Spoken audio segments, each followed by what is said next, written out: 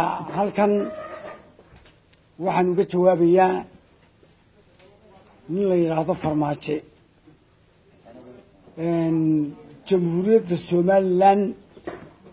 waa muqaddis waxa weeyi cidii faragelisana waxa weeyi dib bay ku noqonaysaa jamhuuriyadda Soomaaliland waa mid ilaahay taageeray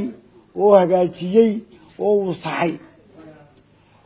ninka farmaajo la yiraahdo waxaan leeyahay farmaajo haddii aad aflagaadada iyo dhacdhaca aad naga day weydid sidii adeerkaa afweyne ayaanu laa kula dhicin haddii aad yidhaahdo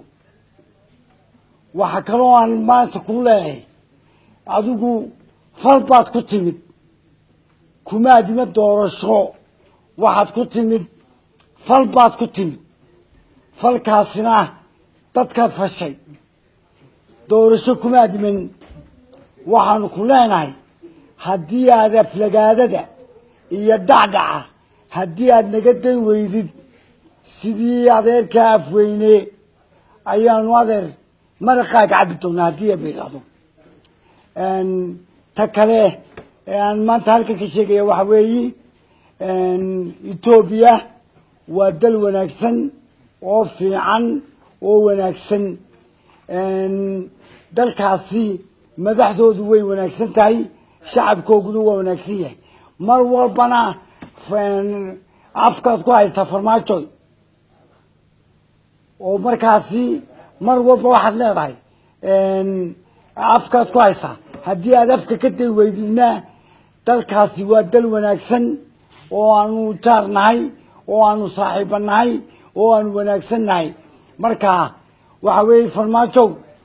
aflagaadada ka daa dalka Ethiopiana waxa kaloo aan maanta halkan fariin adag uga farayaa oo aan leeyahay farmaajo dibta waxaynu nahay dal saddex wadan baynu nahay Djibouti af Soomaali bay ku hadashaa Somaliland af Soomaali bay ku hadashaa xamarna af Soomaali bay ku hadashaa waxa weeye caraboo dhanna dee af carabi ku hadlaan waana wada dawlad adeer waxaan ku leeyahay aflagaadada naga daa haddii aad aflagaadada day weydina anaka kaa shaqayn doona إلا واحد تشتغل لا يقولين متهرب ليه تلك الإنجليز كله يقولي أسواق على بين السوق أنا مش قادر أنا ما أقدر لما صرت شيء كان صحيح الشيء كان لبضو كلاسيين إذ كانوا قنقر تامتشتو لبضو كلاسيين حلو يا سيش بدينا أحسن المدحين في ماشي واحد كلي وفي صباح الطاو ما مش بدون بعض كل هذا كان في الصومالي في الصوماليلاند عارف اسمه دائما يقولي حطوا عدين dalkan dad baa u xaq u lahaa inay madaxweynaha ku soo baxaan sidaa daraadeed wuu falay fal baanu ku soo baxay dadkii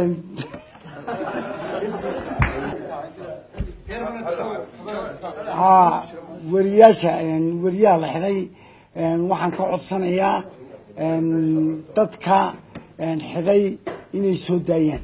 aad iyo aad ayaan uga codsanayaa runtiina waxaan leeyahay hala soo